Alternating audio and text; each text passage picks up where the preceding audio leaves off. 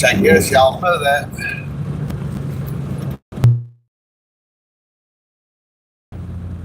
I took me an average this morning. That's how Lamentaire properties.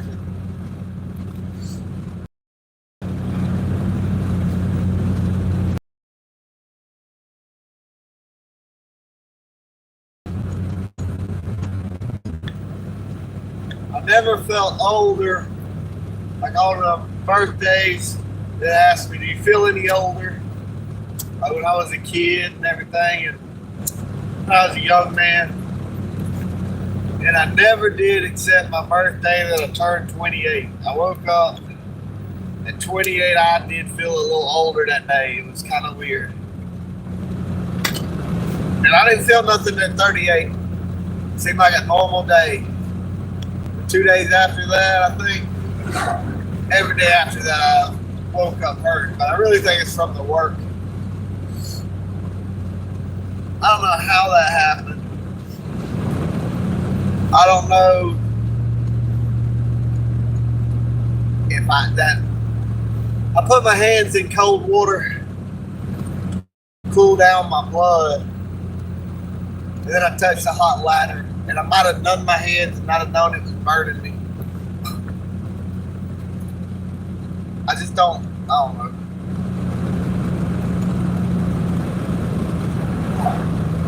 So every time I go touch Brittany, it hurts. It cannot be the gas line. This is tight fuel cap. It always says that, even if the fuel cap is tight. So is there like a hole in the gas line or something? I don't know. It lights green, but it always keep turning. So I'm supposed to be at work 2 minutes ago. I woke up and Brittany made me coffee. I kind of expected that I could kind of lay down. I figured she'd come in there. I don't know why I thought she would come in there, because she did do this thing where she started just going ahead and making my coffee and carrying it out and put it in the truck for me. So she went, put the coffee in the truck, was playing with the dog in the living room or something. I finally did get up and get ready. She come back in there in the room after I done got up and got ready. And I don't know. See, my mind wasn't working right because I was so sleepy. I was like, I ain't gonna sleep because she's gonna come in here and bring me the coffee. Why would she bring me the coffee? I don't even want it brought to me because I'm getting ready. You know, my brain wasn't thinking. My brain was just coming up with any excuse to take a nap.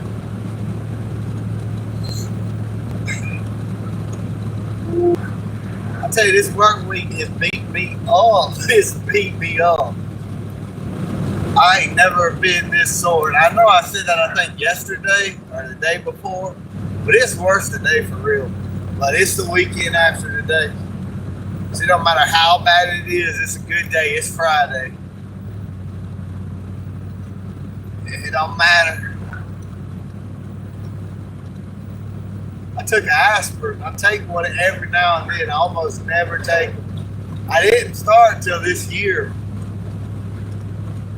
I just always did take Tylenol. I didn't want it to hurt my liver. I didn't want it to hurt my pain tolerance. I was so stiff and hurting this morning when I woke up. Like, I almost wanted to cry. I ain't gonna lie, I don't want to be a bitch, but damn, the muscles on the sides of my ribs was hurting, my chest was hurting, my arms.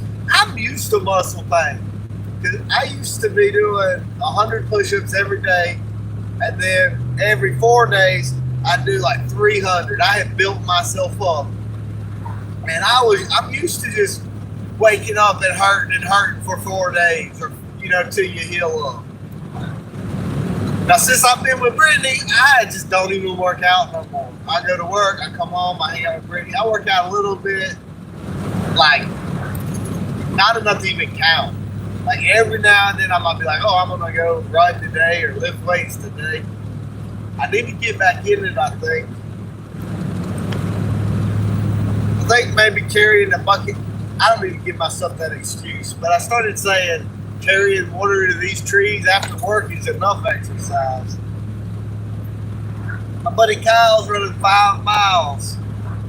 5 miles. I mean, his job is less labor intensive than mine, but still, gets off work and goes run 5 miles. Like, damn. You know you don't want to fight that motherfucker. He'll get tired. I love my friends. I got good friends because I got rid of all the bad ones. In the past, I've been a bad friend to some people before. Didn't really want to mean to be. But you kind of got to get over that wanting everybody to like you or wanting to be everybody's friend, because the only way, it's true what they say, that the only way to be everybody's friend is to betray yourself. You can't really, you know, like I know you're supposed to love your neighbor, but I didn't know about loving myself in my early life. Now I get taken advantage of and let people use me. But you just got to learn to say no, because people don't know. People don't really know how tired you are, or how much you got on your plate, or, you know. So the takers are always going to take. You got to be the one to tell them no sometimes. And I don't know why that was so hard to learn. But once you learn to say no, it gets pretty damn easy after that. It does. Like, absolutely hurting after work and ain't got no time to do nothing because you've been working all day. And then someone is like, hey, will you ride me 2 hours away? It's easy to say no now. I don't know why. But in my early 20s, after I got off work, I'd have 5 different messages in my phone. I always had everybody asking me to do this and that and everything for them. And I'd go do that and then have no time to do nothing but go to sleep and do it over the next day. And eventually it broke me. Eventually, especially when none of the people like that I'd help would help me, or they done me wrong after I'd done so much for them. And Brittany was amazed at how good my friends were. I have really good friends. Lee is a really good friend. Kyle is a really good friend. And she was amazed at how they'd go out of their way to help me when I needed something. But I'm also a good friend to them. I'd also do for them. But you only got so much time in your life. So you can't give it to everybody. And if you want to be a good friend to your good friends, you can't be giving that time to everybody else. And so, you know, if you want to be a good friend to good friends. And so it's good to just get rid of most all of them over time. Keep the good ones and wind up with 1 or 2, maybe 3, probably 2, maybe 1 good friend. And you don't really need more than that anyway, really. And I tell you, like 2 or 3 people that can really get along with each other can get more done than 10 or 30 that can't. So,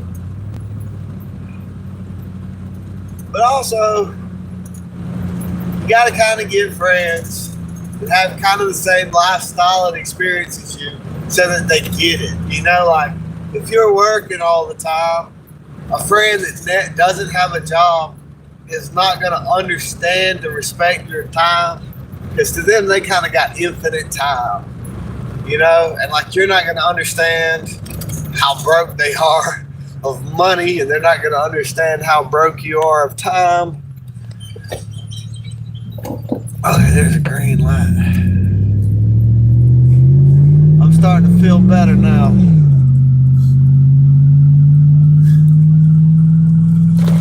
If you wake up and you're hurting all over your entire body, take an aspirin and smoke a blunt. That seems to be working, I swear.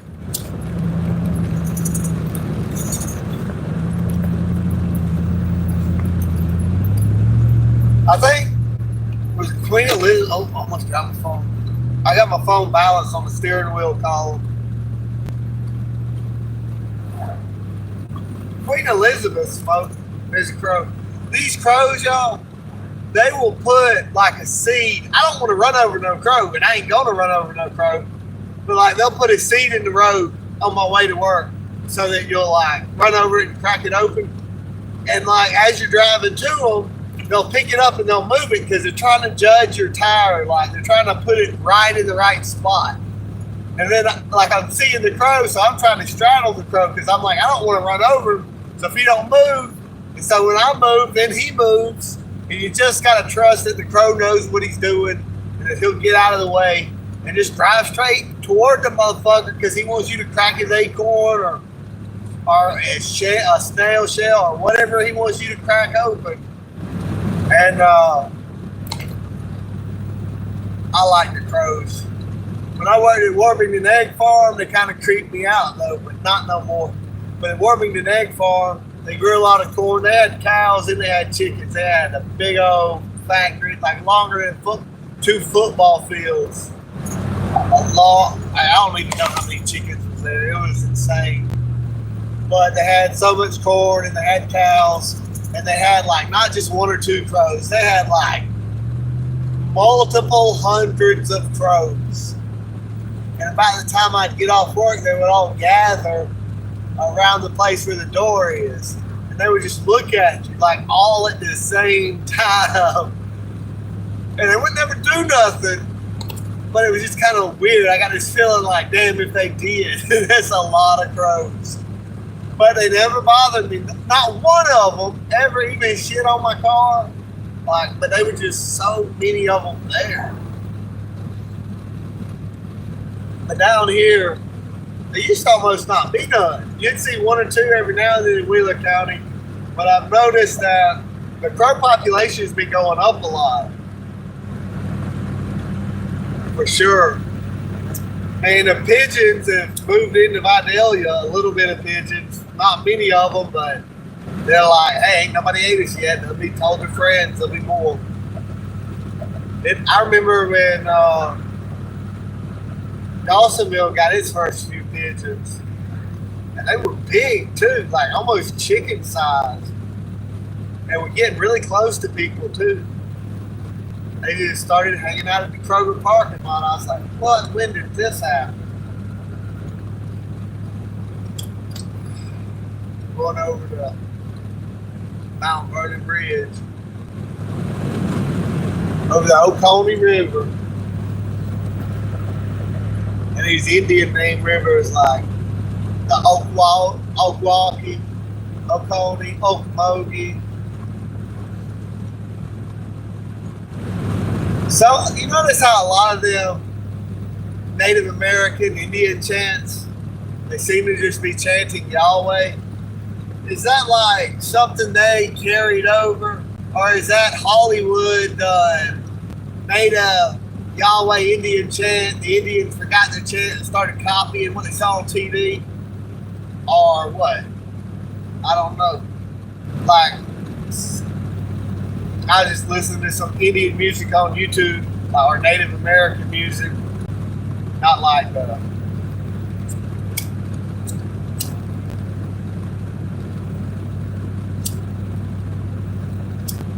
bit my lip. I don't know why. I've just been having so many accidents that hurt myself this week. I done put a box cutter in my wrist on accident because I was holding the trim and cut toward me like a retard, like I never do. I cut it all the way, almost all the way through. And then I was like, I'll just turn around and cut it this way. I have never done that before in my life. I don't know what made me, like, I don't know what, something was wrong. My brain was too hot or something. I don't know what. And it cut right through it. It slipped right on down and put a corner of it in my wrist. And then I just go ahead and numb my hands in ice water in the cooler, cooling my blood. Then my hands are numb, and then I just burn my fingers on the ladder. Then I just ripped the tin and put the edge of the tin in the corner of my finger. And then I just fell off the ladder. And then I just slipped on a hill of rocks and stuff and fell over. Now I'm starting to think about, why maybe I'm so sore this week. It's not just the work doing it to my muscles. It's probably I've had enough little short adrenaline rushes from all my accidents and shit. But I just didn't recover over the weekend. I come in Monday feeling as tired as a Friday. Like normally on the weekend, I heal up from the wear and tear on my body. I come in Monday fresh, and Monday tends to not be like a super hard day. Kinda like it's never like a real short day, but it's never like the most difficult day. We normally don't have the hardest jobs that Monday. That Monday we did, and I come in sore. And Tuesday I was like, dang, I need Friday to be here. And Wednesday I felt like I had worked the whole week. And then Thursday I was like, damn. But Thursday I was like, no matter what, it's a good day because I get paid. Friday I was like, no matter what, it's a good day because this is the last day of this week. And then and thank God for the rain. So glad about this hurricane. Whew, it is so hot to be trying to carry all that water and water them fruit trees. I am so glad it rained. And I don't know what took it so long, but I'm so glad it rained. And I hope we get a lot more of it too. But this weekend, if it don't, which I ain't checked the weather or nothing, I'm gonna carry water. Because even when it rains, I mean, the soil, it's more about what the soil moisture's at. Sometimes the ground's really dry when it rains and it still needs more water. And sometimes the ground was already wet before it rained and now it's got too much water. So it's really about checking your soil. And you can't say, oh, it rains and I ain't gonna water. Because sometimes it rains, but there's almost no water that falls. If you get like an inch of rain, that's different. But if you get like 0.1 inches of rain, sometimes it'll rain all day and almost drop no water. It'll just be these little tiny drops. But when it's pouring, you know it's pouring. Used to, you would drive, there's so many more fruit trees, and now less of the trees make any fruit, and I think that's by design. My granddaddy Browning said that when he was a boy, all the roads had fruit trees along them. And you know, now they just have pines, or it's never anything that makes fruit. But used to, there was a lot of walkers all in this country before the invention of the car, you know. Like you could hitchhike on a mule car, you know, and everybody would pretty much give people rides for the most part. But people would do a lot of walking. Like my granddaddy, I'm talking about, that was born in the 30s.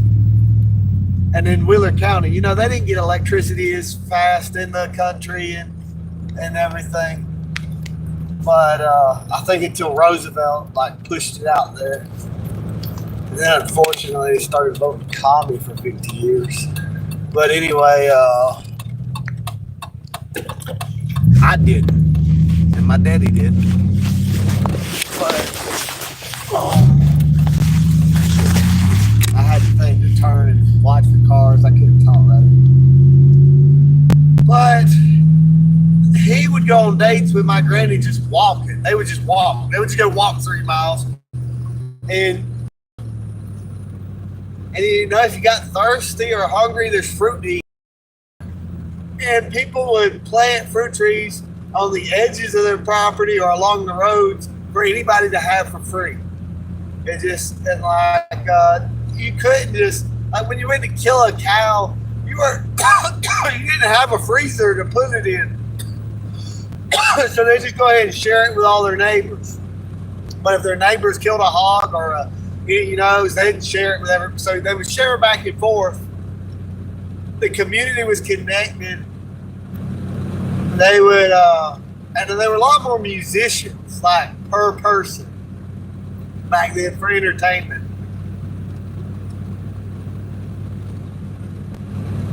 Oh no. If you don't, well, I got me a light, but I lost it. About the time to go to work. Don't fall. Alright.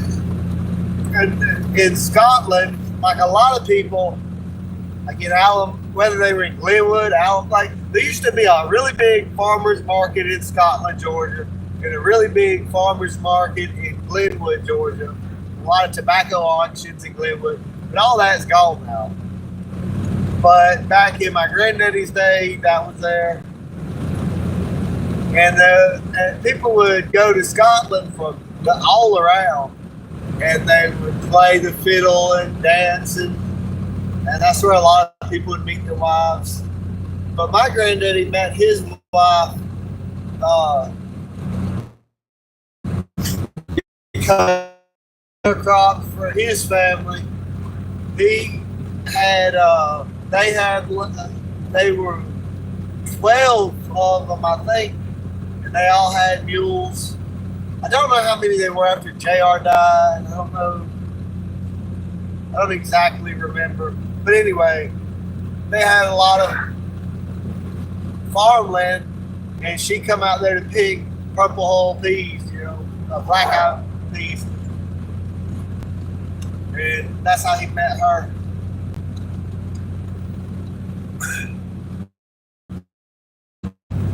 She didn't even really want to get married yet, really. She wanted to go be a nurse. But she also didn't want to live with her parents no more. So, but she did become a nurse. She just got married first. And during the Depression, he went down to Florida to work. And one of his jobs, he was a milkman. And he had a store. And once he got a store, the Masons kept wanting him to join. And he was like, hell no. He ain't going to join. There was a bridge. I don't know if it's the one going the back way to Scotland from Glenwood. But I think it was somewhere around there. They had done that whole Viking shit, like pull the lungs through the ribs and shit, all kind of crazy shit like that, and hung the man under the bridge with lungs pulled through his ribs and shit because he told some kind of Mason secret. And they was like, hell no, they don't want to have anything to do with it whatsoever. Also, they always like swearing on this altar. And Jesus said that was of the evil one. So, since Jesus said that was of the evil one, my granddaddy wasn't going to be about doing that. I thought my granddaddy was the greatest man in the world. And I told him that one time, and he said, he's just nothing but dirt. He said, Jesus was everything. And I was just like, how does this man think he's nothing but dirt? This is the greatest man in the world. But I miss him.